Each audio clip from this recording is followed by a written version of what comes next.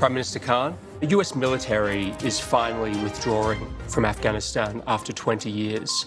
Are you happy about that? Happy in one way, because there was never going to be any military solution in Afghanistan. Anxious that they are leaving. Without a political settlement, there's a possibility of civil war. What would a political settlement look like in your mind? A political settlement in Afghanistan would mean a sort of a coalition government, a government from the Taliban side and the other side. There is no other solution. Do you think the Americans made a mistake by saying we're getting out by September the 11th? Difficult, you know, they have got themselves in such a big mess. They had to give some sort of time frame. But at the moment they gave a time frame, Taliban would have considered that a victory. How do you feel about the prospect of the Taliban effectively controlling Afghanistan? Are you happy to welcome them into the community of nations? As far as Pakistan is concerned, whoever represents the people of Afghanistan, we will deal with them. But what if they're not democratically elected? Does it not concern you on some level that this group of people is accumulating power right next door to you? Look, I'm not a spokesman for Taliban. For me to say, you know, what they are doing or what they shouldn't be doing is pointless. In case Taliban go for an all-out victory, there is going to be incredible amount of bloodshed. And let me tell you, the country that is going to suffer the most after Afghanistan is going to be Pakistan. We already have 3 million Afghan refugees here. And this could lead another exodus. So that is our biggest concern. The Americans, before they leave, there must be a settlement. Let's talk about the relationship with the United States. The American CIA director, Bill Burns, made an unannounced visit here to Islamabad. Why? Ever since 9/11, there's constantly been touch between our intelligence agencies. Did you meet with him? No, I didn't. Did anyone from your administration? Yes, our head of ISI.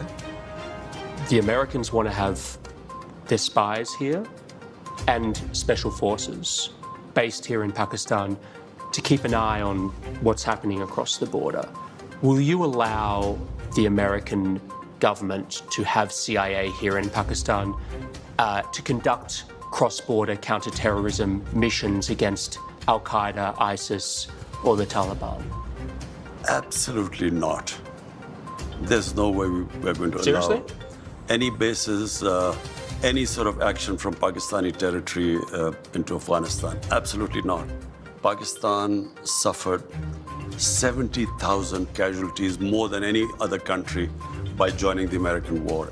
We cannot afford any more military actions from our territory. We will be partners in peace, not in conflict. The American military right now is discussing doing airstrikes potentially to support the Afghan forces against the Taliban. Would you allow the American Air Force to use your airspace for those airstrikes? We are not going to be part of any conflict anymore. But you haven't decided yet whether you'll let them use your airspace? This hasn't been discussed at all, so... What's your feeling about that? I don't know. We'll discuss this. You know, why would the Americans be using bombing Afghanistan after it hasn't worked for 20 years? Why will it work again? Have you spoken to Joe Biden since he took office? No, I haven't. Is there a reason for that? Whenever he has time, he can speak to me. But at the moment, clearly, he has other priorities. What would you say to him if you had a meeting with him? The US has a big responsibility. Most powerful nation in the world. This is almost 1.4 billion people living in the subcontinent. We are held hostage.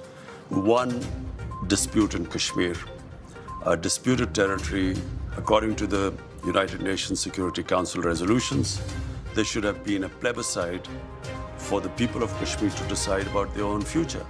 That has never taken place. It's festering. It can easily, if the Americans have the resolve, the will, this can be sorted out. Intelligence analysts say that Pakistan has the fastest growing nuclear arsenal anywhere in the world. I don't know where they've come up with this. Pakistan's nuclear arsenal is simply as a deterrent to protect ourselves. But you're growing it, not shrinking it. I'm not sure whether we are growing it or not because, Really? as far as I know, our nuclear, the only one purpose, it's not an offensive thing. Any country which has a neighbor 7 times the size as Pakistan has would be worried. Is your goal vis-a-vis India and Pakistan nuclear disarmament?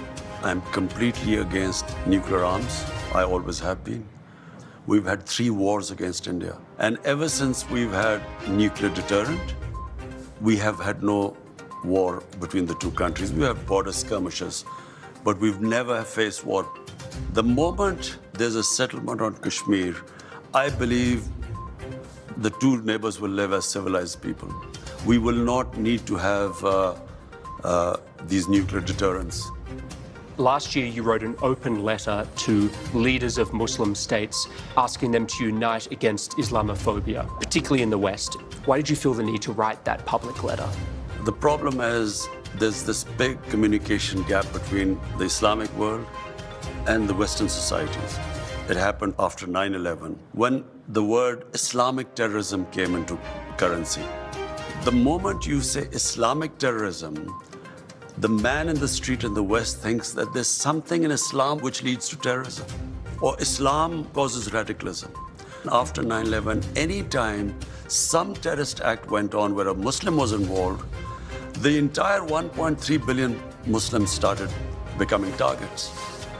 Just across your border in Western China, the Chinese government has imprisoned more than 1 million Uyghur Muslims in re-education camps. The Chinese government has tortured Muslims, forcibly sterilized them, and they've destroyed mosques in Xinjiang and also punished Muslims for fasting, praying, even giving Muslim names to their children. Prime Minister, why are you so outspoken about Islamophobia in Europe and the United States, but totally silent about the genocide of Muslims in Western China? What our conversations have been with the Chinese, this is not the case, according to them. The evidence is just overwhelming. Whatever issues we have with the Chinese, we speak to them behind closed doors. China has been one of the greatest friends to us in our most difficult times.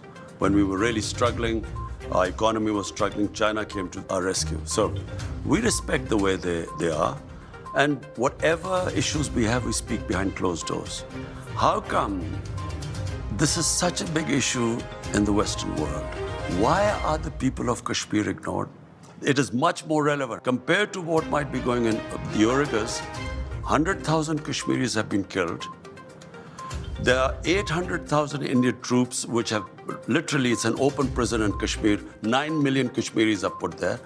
Why is that not an issue? So I think it's hypocrisy.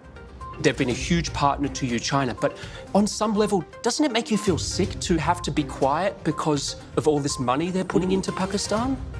I look around the world, what's happening in Palestine, Libya, Somalia, Syria, Afghanistan.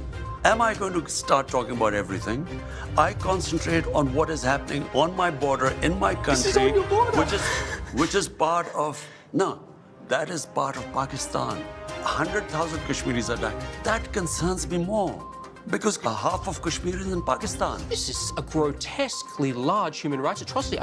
First of all, I'm not sure about that because our conversations with the Chinese, this is not the picture I'm sure that comes from that side.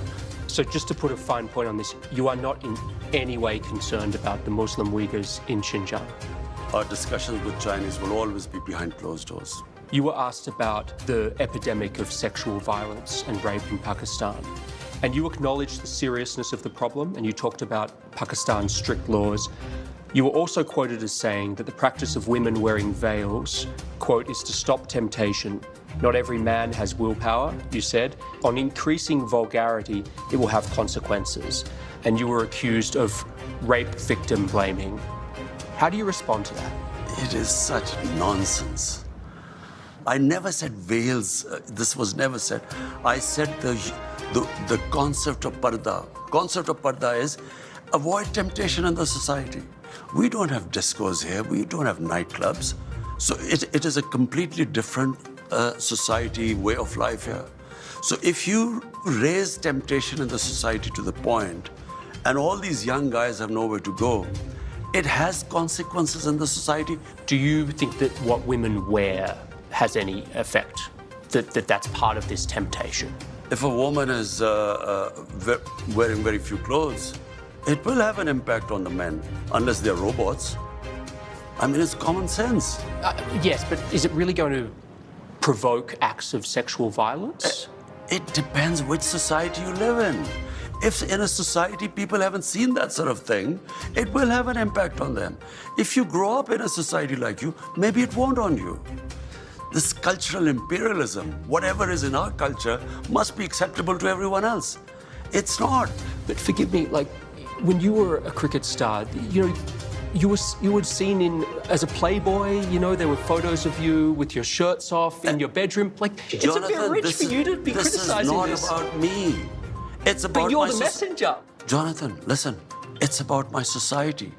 My priority is how my society behaves, what reactions are caused in my society. So when I see sex crime going through the roof, we sit down, we discuss how we're going to tackle this. It is having an impact in my society. We have to do something about it. Thank you so much, Prime Minister. Okay. Really appreciate it.